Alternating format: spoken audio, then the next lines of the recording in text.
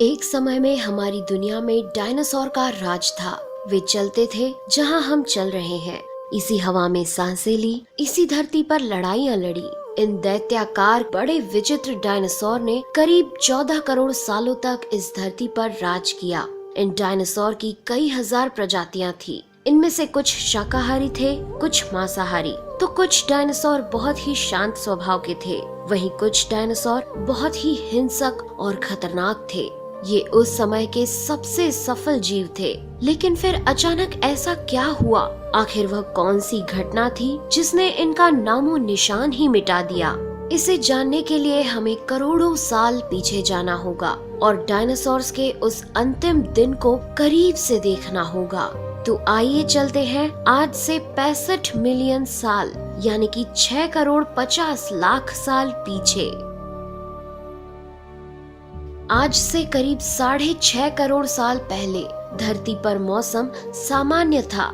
चारों ओर सूरज की रोशनी बिखरी हुई थी। लंबे लंबे पेड़ों से टकराती समुद्र की ठंडी हवाएं और चारों तरफ डायनासोर के चिल्लाने चिंघाड़ने की आवाजें। जब ये सारी डायनासोर प्रजाति बड़े ही आराम से धरती पर अपना जीवन बिता रही थी, तब 10 करोड़ साल पहले ही इनकी किस्मत लिखी जा चुकी थी। 10 करोड़ साल पहले एक छोटा एस्ट्रॉइड का टुकड़ा जो सुदूर अंतरिक्ष से आ रहा था, वह पृथ्वी से लगभग 20 करोड़ मील दूर मंगल और बृहस्पति के बीच बने क्षुद्र ग्रह बेल्ट में घूम रहे एक बड़े एस्ट्रॉइड से जा टकराता है। इस टकराव से उस बड़े एस्ट्रॉइड की दिशा बदल जाती है और वह क्षुद्र ग्रह बेल्ट से निकलकर सीधे पृथ्वी की ओर 22,000 मील प्रति घंटे की रफ्तार से बढ़ने लगता है। जब यह एस्ट्रॉइड पृथ्वी से 3,84,000 किलोमीटर की दूरी पर था, तब धरती से शायद डायनासोर का अंत ना होता यदि यह एस्ट्रॉइड पृथ्वी के उपग्रह चांद से टकराता। लेकिन नियति को कुछ और ही मंजूर था, इसलिए ये बड़ा एस्ट्रॉइड चांद के बहुत नजदीक से गुजर गया। 40 किलोमीटर के व्यास वाला 2 ट्रिलियन मेट्रिक टन का ये एस्ट्रॉइड प्रत्येक सेकंड के साथ साथ धरती के करीब बढ़ता जा रहा था। ये एस्ट्रॉइड जब पृथ्वी के वातावरण के संपर्क में आया तो इसकी रफ्तार एकाएक 70,000 किलोमीटर प्रति घंटा हो गई। पृथ्वी के वायुमंडल में घुसते ही घर्षण की वजह से ये एक भयानक आग के गोले में बदल गया। ये इतनी रफ्तार से धरती की ओर बढ़ रहा था कि सिर्फ 4 मिनट में इसने अटलांटिक ओशियन को पार कर लिया। इसकी चमक इतनी अधिक थी कि धरती पर टकराने से पहले ही हजारों जीव आग के इस दहकते गोले को देखकर पूरी तरह अंधे हो चुके थे। ये जीव उस उल्का को देख नहीं पा रहे थे, लेकिन वह उसकी भयानक गर्मी को महसूस कर रहे थे। कुछ ही क्षण में ये एस्ट्रॉइड मेक्सिको की खाड़ी के पास जमीन से टकराता है और लगभग 35,000 डिग्री सेल्सियस की ऊर्जा वाला एक भयंकर विस्फोट होता है। इस टकराव का विस्फोट लगभग 10 हाइड्रोजन बम के विस्फोट के बराबर था। ये विस्फोट इतना शक्तिशाली था कि इसके टकराते ही धरती की लाखों टन धातु अंतरिक्ष में चली गई। टकराव वाली जगह पर 180 किलोमीटर चौड़ा और 20 किलोमीटर गहरा गड्ढा बन गया। विस्फोट के कारण इस गड्ढे का सारा मेटल और पत्थर आसमान में धूल के बड़े बादल में बदल गए। 16 मिनट 40 सेकंड बाद जमीनी टकराव की वजह से धरती के अंदर चारों ओर 11.1 तीव्रता की भूकंपीय तरंगे उठने लगी। इस वजह से समुद्र में विशालकाय लहरों का निर्माण हुआ और एक के बाद एक सुनामी की लहरें चारों तरफ बढ़ने लगी। भूकंपीय तरंगों ने सभी सक्रिय ज्वालामुखियों को दहका दिया, जिसके कारण जगह जगह डायनासोर का विनाश शुरू हो गया। धरती के महाविनाश की प्रक्रिया आरंभ हो चुकी थी। इस भयानक विस्फोट में रेडिएशन की मात्रा इतनी बढ़ गई कि इसके 800 किलोमीटर के दायरे में आने वाले सभी जीव जलकर पूरी तरह राख के ढेर में बदल गए थे। इस महाविनाश में उड़ने वाले डायनासोर इन जमीनी खतरों से तो बच निकले, लेकिन ये तो महाप्रलय की बस शुरुआत मात्र थी। विस्फोट की वजह से जो लाखों टन मेटल, पत्थर और धूल अंतरिक्ष में गया था, वह ग्रेविटेशनल पुल के कारण ठीक 40 मिनट बाद आग के गोले के रूप में पूरी धरती पर बरसने लगे। साथ ही धूल का एक बहुत बड़ा तूफान 6000 किलोमीटर प्रति घंटे की रफ्तार से पृथ्वी के दूसरी तरफ मौत लेकर आ रहा था। ये धूल के बादल कई किलोमीटर मोटे थे, जिसकी वजह से धरती पर सूरज की रोशनी का पहुंच पाना असंभव हो गया। गर्म हवाओं का तापमान 100 डिग्री सेल्सियस से ज्यादा हो जाने के कारण धरती पर पेड़ पौधों की लगभग सारी आबादी जलकर खाक हो गई थी। विस्फोट के 90 मिनट बाद धरती का तापमान 200 डिग्री सेल्सियस तक बढ़ गया। इसकी वजह से जो डायनासोर विस्फोट के इलाके से कोसों मील दूर थे, वे भी इस गर्मी से बच नहीं पाए।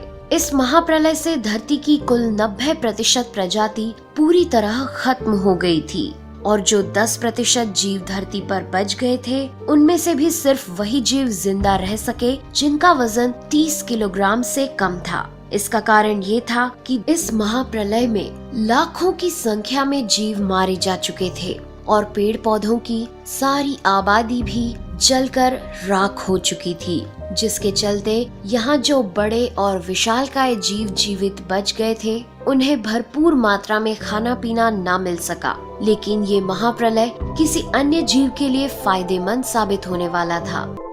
डायनासोर्स का अंत एक नई प्रजाति के लिए सुनहरा अवसर लेकर आया। ये प्रजाति थी मैमल्स की। मैमल्स यानी स्तनधारी जीव। इन्होंने खुद को इस महाविनाश से बचा लिया था। अत्यंत गर्मी से बचने के लिए ये जमीन के अंदर रहने लगे थे और जिंदा रहने के लिए इन्होंने सब कुछ खाना शुरू कर दिया। इतने बड़े महाप्रलय के गुजरने के बाद धरती फिर से सामान्य हो गई थी। सतह पर फिर से नए पेड़ पौधे उगने लगे थे और धरती पर जो 5% जीव बच गए थे, उनमें एडाप्टिव रेडिएशन की प्रक्रिया से बहुत सारी नई प्रजातियां जन्म लेने लगी। इयोसीन इपोक में 5.5 करोड़ साल पहले बंदर जैसी प्रजातियां आई। इनकी आंखें सर में आगे की तरफ थी। इसी काल में प्राइमेट्स के सर के अंदर एक महत्वपूर्ण इवोल्यूशन हुआ। इनकी स्पाइनल कॉर्ड को मस्तिष्क से जोड़ने वाला छेद, जिसे फोरमेन मैग्नम कहते हैं, वह स्कल के पिछले हिस्से के बेस से सेंटर की तरफ शिफ्ट होने लगा। यानी कि अब जो प्रजाति आई, वह सीधे खड़े होकर चलने में सक्षम थी।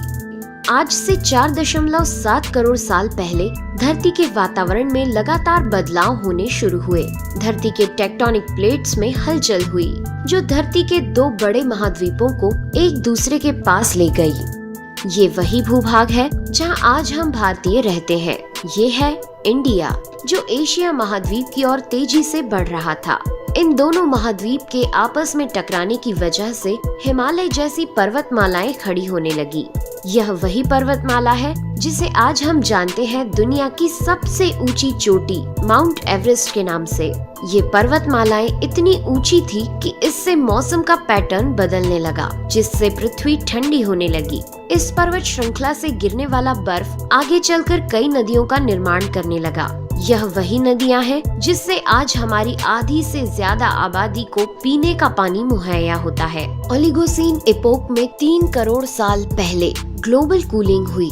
घास के मैदान बढ़ने लगे और जंगल घटने लगे। तब ऐसे जानवर विकसित हुए जो खुले मैदान में रहने के लिए उपयुक्त थे और इन्हीं में दूसरे जानवरों को खाने वाले जानवर भी विकसित होने लगे।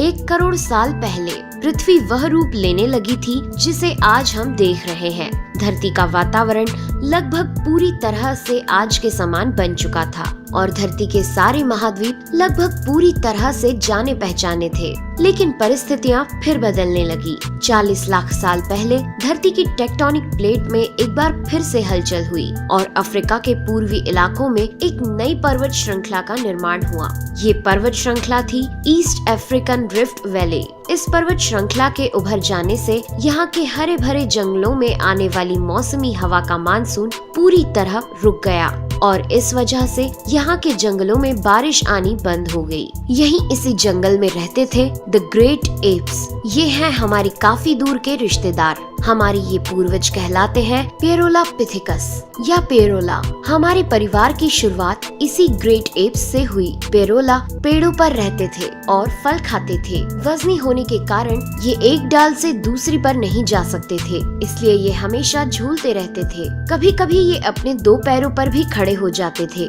ये चल सकते थे। आम धारणा के उलट सीधे चलने की क्षमता जमीन पर नहीं बल्कि टहनियों पर विकसित हुई। बाइपेडलिज्म यानी 2 पैरों पर चलना इंसानों की नहीं बल्कि एप्स की खोज थी। आगे चलकर ये ग्रेट एप्स जलवायु और जगह के अनुसार बदल गए। कुछ चिंपैंजी और गोरिल्ला में विकसित हुए, कुछ इंसानों में विकसित होने शुरू हुए। वो पूरे अफ्रीका में फैले हुए थे। बारिश के बंद हो जाने से यहाँ के जंगल सूख गए, जिसका सबसे ज्यादा असर इन एप्स पर पड़ा।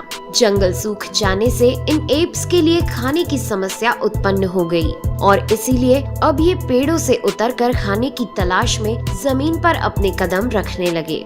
ये है एडिपिथिकस रेमिडस। ये हैं हमारे पूर्वज जिन्होंने जमीन पर मानव इतिहास का पहला कदम रखा और आज इन्हीं के कारण हमने चांद पर अपना पहला कदम रखा। इनका दिमाग एक संतरे जितना बड़ा था और इनकी लंबाई 4 फीट तक थी। ये हमारे वंश के सबसे पहले सीधे चलने वाले जीव थे। कई हजार सालों के विकास क्रम के बाद ये 2 पैरों पर चलने लगे। इससे ऊर्जा कम खर्च होती थी और ये चलते चलते भी खा सकते थे।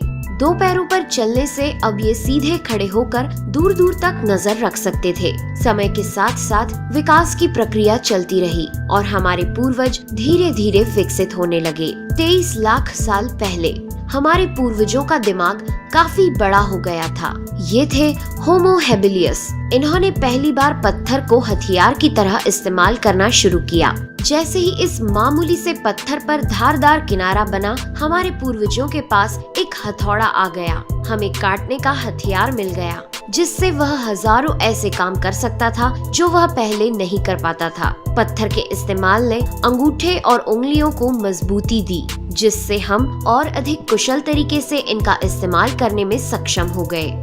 समय बीतने के साथ ही हमारे पूर्वज अब समूह में अन्य जानवरों का शिकार करने लगे थे। ये थे होमो इरेक्टस, जो अन्य जानवरों से ज्यादा होशियार थे। इन्होंने ही सबसे पहले आग का इस्तेमाल करना सीखा। आग की खोज हमारे पूर्वजों के लिए सबसे बड़ी खोज थी। ये उन्हें गर्मी, रोशनी, अंधेरों और जंगली जानवरों से सुरक्षा देती थी और इसी वजह से अब परिवार भी बनने लगे। इन्होंने आग पर मांस को पकाना सीख लिया था। आग पर खाना पकाने का मतलब था कि मांस को चबाने और पचाने में ऊर्जा का कम खर्च होना और इसी वजह से ये ऊर्जा अब इनके दिमाग में खर्च होने लगी और इन्हें कैलोरी और ज्यादा ताकत मिलने लगी, जिससे हमारे पूर्वजों का दिमाग काफी बड़ा हो गया। 2 लाख साल पहले आज के इंसान ने अपना रूप ले लिया था। लैरिंग्स यानी आवाज की जो नली हमारे पूर्वजों में गले के ऊपर थी, वो नीचे आ गई थी। अब हम ज्यादा जटिल आवाजें निकाल सकते थे। हमने बोलना शुरू कर दिया था। पहली बार कोई जानकारी एक से दूसरे इंसान तक या एक से दूसरी पीढ़ी तक पहुंचने लगी थी। यही वो आखिरी विकास क्रम था जिसके बाद विकसित होकर हम बने। हम यानी होमो सेपियंस। 1 लाख साल पहले इंसान कहीं भी जा सकता था।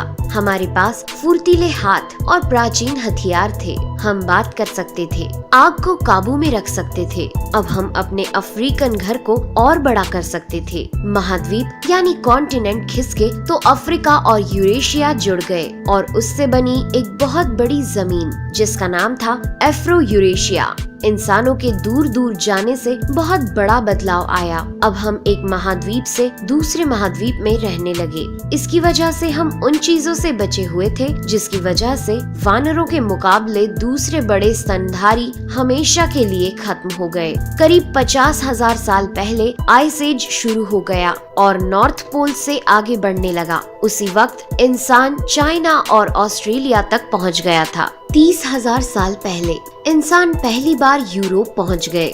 जब बर्फ अपने चरम पर थी तब इंसान अपनी खोज में नॉर्थ ईस्ट साइबेरिया के बर्फीली टंडा तक पहुंच गया। आइस एज के इतने कठिन दौर में भी इंसान हर उस हुनर का विकास कर रहा था जिससे कि वो सच्चे मायनों में इंसान बन सके। हमने खुद को उस माहौल में ढाल लिया, हम ज्यादा समझदार हो गए। उसके बाद हमने पूरी दुनिया में अपनी बस्तियां बसा ली। समुद्र किनारे से पहाड़ की चोटियों तक, हरे भरे मैदानों से लेकर पथरीले इलाकों तक हर जगह इंसान थे। हमारा हुलिया, त्वचा, बाल और आँखों का आकार जलवायु और जगह के अनुसार बदल गया। हमने अपनी आवश्यकता के हिसाब से खेती शुरू की और जानवरों को पालना शुरू कर दिया। हमने कस्बों और शहरों का निर्माण शुरू किया। उसके बाद हमारी सभ्यता और संस्कृति का जन्म हुआ। हमने विज्ञान और गणित का इस्तेमाल शुरू किया जिससे हमें भविष्य में जाने के लिए ऊर्जा और तकनीक मिली। ये है हमारा समय। अब हम पूरी तरह विकसित हैं। हमारे जैसा इस धरती पर अब कोई जीव नहीं। आज हम जानते हैं कि हम कौन हैं, कहां से आए हैं, लेकिन ये तो बस शुरुआत है। अभी हमारा सफर खत्म नहीं हुआ है। हमें अभी और आगे जाना है, आने वाली चुनौतियों का सामना करना है और खुद को और विकसित और आधुनिक बनाना है। दोस्तों, आज के एपिसोड में बस इतना ही। वीडियो अच्छा लगा हो तो प्लीज लाइक करें और चैनल को सब्सक्राइब कर हमारा सपोर्ट जरूर करें। यदि आप नए हैं तो इस चैनल पर हमारे बाकी वीडियोस भी विजिट जरूर करें। साथ ही सब्सक्राइब कर नोटिफिकेशन बेल को भी ऑन कर लें। मैं हूं आपकी दोस्त नेहा आगरकर। फिर से मिलेंगे एक नए एपिसोड में। तब तक के लिए दीजिए इजाजत। नमस्कार।